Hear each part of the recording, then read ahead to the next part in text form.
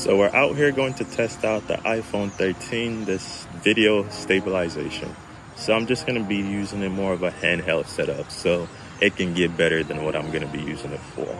And also, I just want to say, since the iPhone is light, what to expect. I'm not expecting it to be like a DSLR or heavy video camera.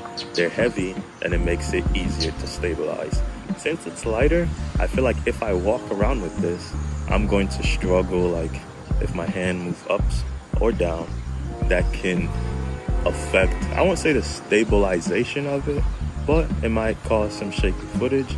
And I don't want to rig this thing up, because the more things or accessories that you put on the iPhone, the more chances you're going to forget it. So the iPhone, I feel like it's a quick setup for you to get some good shots, and that's exactly what I'm going to be doing here today. I'm also going to be shooting not only 4K 24 frames per second, I'm going to be shooting some 4K 60 frames per second just to see how it looks slow down. So stay tuned and let's get into it.